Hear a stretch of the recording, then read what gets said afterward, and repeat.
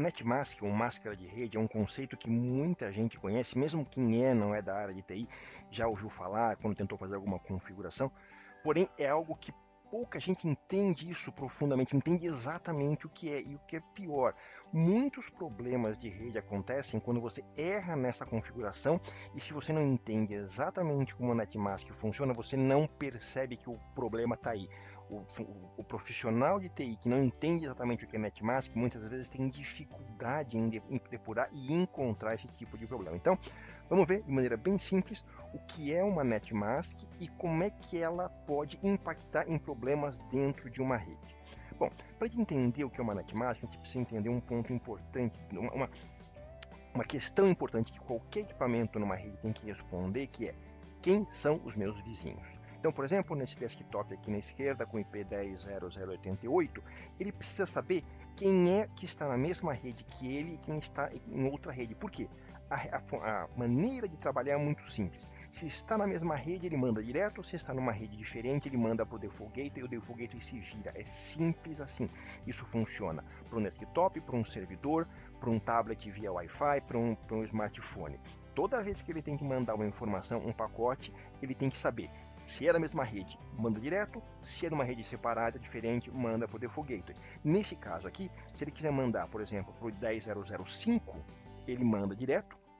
Se ele quiser mandar para o endereço IP 210.580, ele tem que mandar para o Default Gateway, nesse caso 10.001, e aí ele se vira. Muito bem. Como é que ele faz para saber isso? Então, vamos pegar aqui um exemplo. Eu tenho aqui o desktop na esquerda, 10.088, e esses 4 equipamentos aqui na direita. Não importa se são servidores, se são outros desktops, o que seja. Desses 4, quais desses 4 estão na mesma rede que ele e quais estão em redes diferentes? Quais desses 4 ele tem que mandar direto para o Default Gateway e quais ele tem que mandar diretamente para o equipamento na rede? Então, o 192.168.0.5 é fácil de perceber que está em rede diferente, então tem que ser para o Default Gateway. O 210.8.5 também. Mas e os outros dois? Eles estão na mesma rede? O 10.055 está na mesma rede que ele? Sim ou não? Não é tão fácil assim, não é tão óbvio assim. Presta atenção. A primeira maneira que se encontrou para decidir isso era pelo primeiro número, pelo primeiro byte. Um endereço IP são 4 números separados por 3 pontos. Esse primeiro número, se ele fosse um número de 1 a 126, era só aquele primeiro número. Se aquele primeiro número fosse igual, era da mesma rede. Se fosse diferente, era de uma rede separada. 127, qualquer coisa, é reservado. 128 a 191 eram os 2 primeiros bytes e 192 a 223 os 3 primeiros bytes. 224 em diante, reservado para outras coisas que a gente vai falar no outro dia. Então, deixando essa colinha aqui embaixo na esquerda, vamos ver o exemplo anterior. Eu tinha o endereço IP, a minha máquina, eu tinha o endereço IP 10.008. Olhando por essa tabela, é o primeiro caso, ou seja, eu só presto atenção no primeiro byte. Olhando na direita, quem é que tem o primeiro byte igual? Os 2 primeiros endereços. Então, neste caso aqui, e repito, isso aqui era como foi criado inicialmente o IP. Só para vocês terem uma ideia quanto tempo isso faz, na época em que isso aqui foi criado, a quantidade de processamento que você tinha dentro de uma máquina era muito, muito pequena. Mesmo o que era um grande servidor na época. Só como comparação, eu não sei no que você está assistindo esse vídeo, se é num smartphone, num tablet, num notebook, num desktop, não interessa. Ele sozinho tem mais memória e mais poder de processamento do que todos os computadores que existiam no mundo na época em que isso aqui foi criado. Então, eram coisas, ele não podia ser uma coisa muito complexa, tinha que ser uma maneira muito simples de decidir se era um vizinho ou não. Então, essa foi a primeira ideia, pelo endereço do primeiro byte, pelo número do primeiro byte, saber qual era o tipo e aí decidir. Então, nesse caso aqui, tudo que começava com 10, que está entre 1 e 126, era o primeiro byte, então os 2 primeiros estavam na mesma rede, não precisava mandar para o Default Gateway, na verdade não podia mandar para o Default Gateway. Se eu sou o IP 10.008, para esses 2 primeiros eu mando diretamente, e para os outros 2 eu tenho que mandar para o Default Gateway e ele decidir como chegar até lá. Então, aí nasceu o conceito de classe de IP. Eu acho que vocês já devem ter ouvido falar. Então, por isso que a gente fala em endereço classe A, B ou C. Então, é basicamente, se o endereço começa com algum desses números, ele cai numa dessas 3 categorias. Muito bem. Então, vamos voltar para ter mais um exemplo. Você tinha o IP... Nessa época não existia NetMask, hein? Eu tenho aqui o endereço IP 201.00.8. por essa regra aqui, está entre 192 e 223, eu olho os 3 primeiros bytes, os 3 primeiros números. Então, para ser um vizinho meu, eu tenho o outro computador, o outro servidor, tem que ter endereço IP 200.00 qualquer coisa, 201.00 qualquer coisa. Então, o primeiro se encaixa nessa regra, o segundo não, o terceiro não, e o quarto também. O quarto é 201.01, então os 3 primeiros números não batem com os 3 primeiros números do meu endereço IP, então eu sei que o 201.015 está numa outra rede, eu tenho que mandar para o meu default gateway. Bom, como a gente viu, o 10 está na mesma, é uma classe A, então todos esses daqui, todos esses IPs que nós estamos vendo aqui na direita, se encaixam, são vizinhos. Olha, vocês estão percebendo qual é o problema? Olha a diversidade. Desde o IP 10.0.0.1 até o 10.255.254, todos esses estão na mesma rede, são meus vizinhos. Se a gente fizer as contas, isso aí dá 255 opções, vezes 255, vezes 254, dá mais de 16 milhões de máquinas na mesma rede. E não estou falando 16 milhões de máquinas na internet inteira. Eu estou falando 16 milhões de endereços numa mesma LAN, numa mesma rede local, o que é totalmente absurdo. Então, rapidamente, o pessoal percebeu que essa forma de separar os IPs por classe ia ser muito ruim, principalmente quando a internet começou a crescer.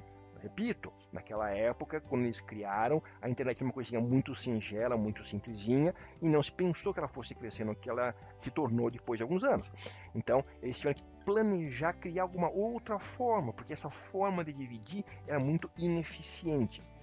Então, essa questão de fazer por classes precisou ser melhorada. Então, em vez de eu ter simplesmente o primeiro byte indicando qual era a classe, eu criei essa tal da máscara. E ela é que decide, ela que me ajuda a definir quem é meu vizinho e quem não é meu vizinho. Então, por exemplo, a máscara 255.255.0, muito comum, ela me diz que os 3 primeiros bytes é o que definem. Então, o primeiro, na direita aqui, os 3 destinos aqui, o primeiro está numa rede diferente, o segundo, dos 26.8, também numa rede diferente, e o terceiro está na mesma rede. Então, para eu acessar esse terceiro aqui, eu mando o pacote direto, para os outros 2 eu mando para o default gateway. Bom, e como é que funciona a máscara, né? Tudo bem, esse exemplo com 255, 255, 2550 é fácil de perceber, mas e os outros exemplos?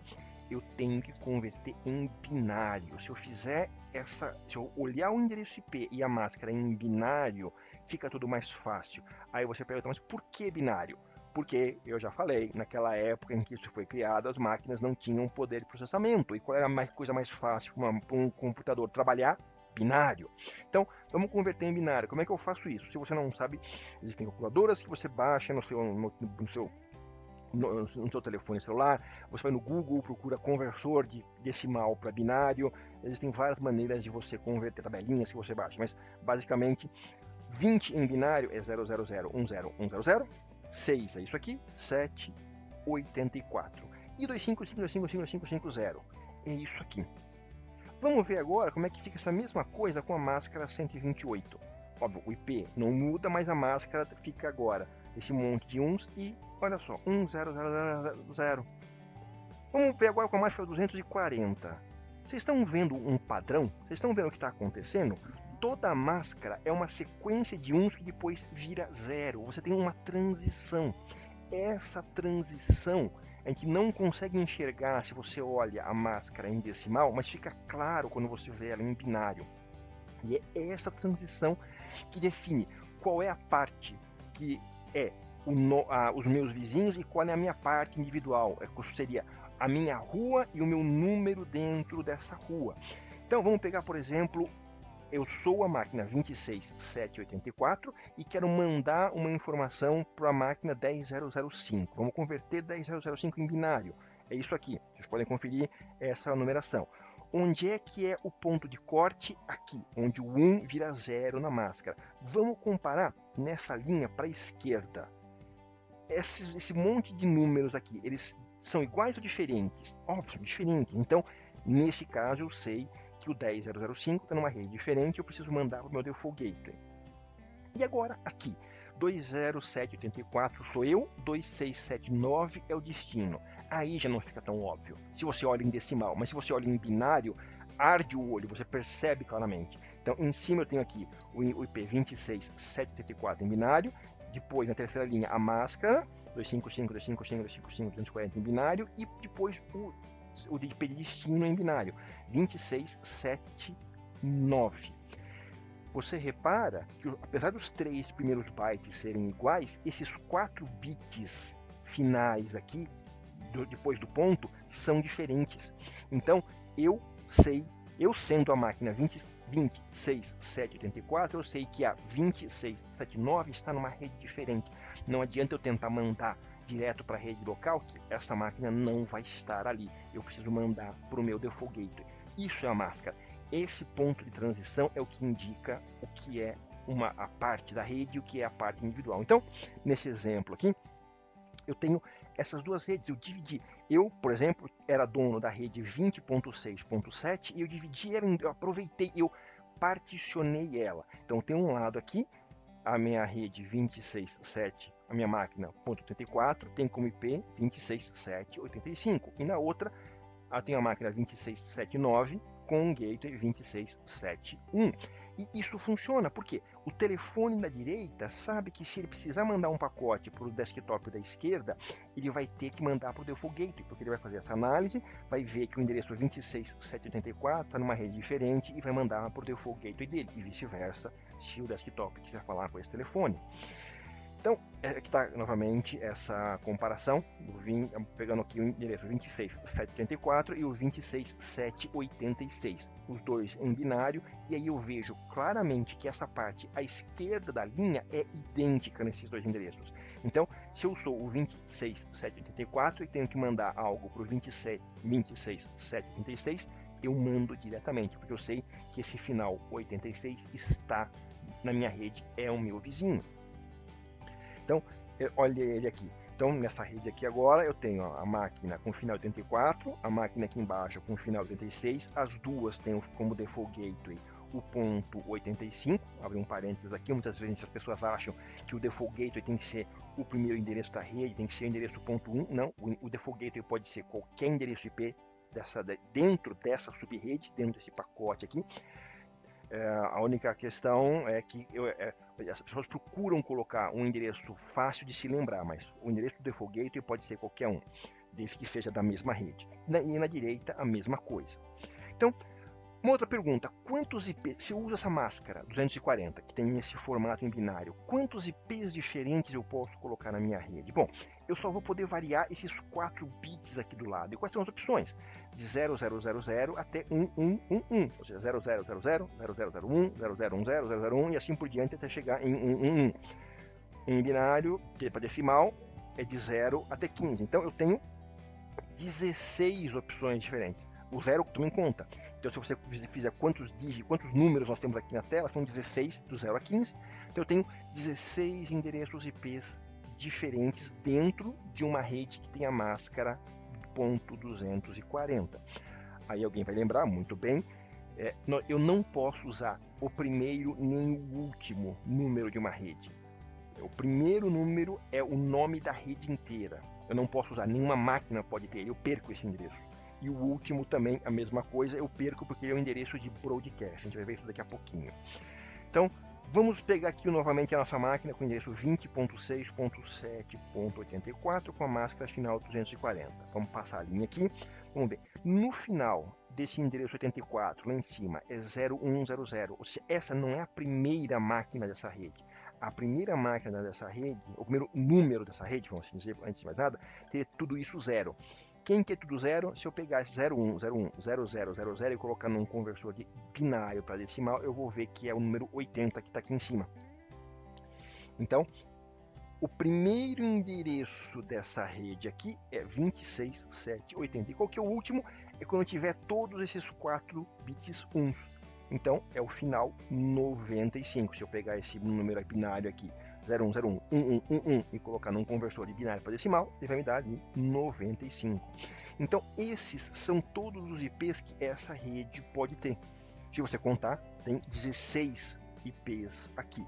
Mas, como eu falei, o primeiro é o nome da rede inteira. É como se você desse o nome do bairro. O bairro chama 20.6.7.80, assim, nenhuma máquina pode ter esse endereço. E o último é o endereço de broadcast. É o endereço que, quando eu quero mandar para todo mundo na rede, eu mando para esse endereço. Nesse caso aqui, é o 20.6.7.95. Então, nenhuma máquina pode ter esses 3 endereços. Então, na verdade, efetivamente, eu só tenho 14 endereços IPs úteis nessa rede. E, para piorar, eu tenho que ter um default gateway, certo? E normalmente o default gateway não é uma máquina útil, é apenas um roteador. Então, aqui eu peguei, por exemplo, o 81, eu podia pegar qualquer um desses IPs dessa faixa aqui, como default gateway, eu peguei 81 por facilidade, mas eu também acabo perdendo. Então, na prática, uma rede com 16, eu só vou ter 13 endereços IPs úteis. Esse é um dos problemas de você picotar. Cada vez que você picota, você perde as bordas das duas pontas, você perde um IP. Então, quanto mais você picota uma rede, mais você vai perder endereços IPs. Mas faz parte, é a vida. Então, vamos aqui pegar novamente o endereço com final .95, que na verdade é o endereço da rede aqui. Bom, a gente representa ele assim, 26.7.95, máscara 255.255.240. Agora, muitos de vocês já devem ter visto essa representação aqui, barra um número. O que significa esse 28? Conta quantos números uns tem aqui embaixo nessa última linha. 28. Basicamente, isso aqui é a mesma coisa disso aqui. Isso aqui é até mais difícil de escrever. 255.255. É mais fácil escrever 2/28 um número tipo. Então, basicamente, essas duas formas de representar são exatamente a mesma coisa. Assim é por extenso, assim é abreviado e basicamente indica quantos números uns eu tenho na máscara quando ela é convertida em binário. Olha como é legal, como é importante a gente entender como converter para binário a máscara. Tem tudo a ver com a funcionalidade e com a forma de se usar a máscara. Então, em resumo, a NetMask, a máscara de rede, foi uma forma bastante simples, mas era o que tinha na época de processamento, não podia abusar muito do processamento, de melhorar essa forma de picotar a rede. A primeira tentativa foram as classes, mas que, como a gente viu, não era muito eficiente, e aí surgiu então a ideia de se usar máscara. Vamos ver aqui alguns exemplos. Eu tenho aqui uma outra rede. Repara que aqui, essa rede está com a máscara 240. E essa rede aqui está com a máscara 224. Isso pode? Pode. As máscaras são individuais para cada rede. A rede da esquerda, todas as máquinas têm que ter a máscara com final 240. Na rede da direita, todos os telefones, todos os equipamentos que tiverem naquela rede da direita têm que ter a máscara 224. Mas eu não preciso ter a mesma máscara em todas as redes. Eu posso picotar a rede em tamanhos diferentes e isso não é nenhum problema. Então, a rede da esquerda aqui, se vocês fizerem análise ali, essa aqui a gente já fez, a rede 26.780, esse é o nome da rede, é o primeiro endereço, e vai até ponto .95. Ela tem 16 endereços, sendo que a gente perde o primeiro e o último, porque eu não posso usar primeiro o nome e endereço da rede, o último broadcast e mais um para o default gateway. Na direita, eu tenho do 26.70 até o 31, são 32 endereços IPs.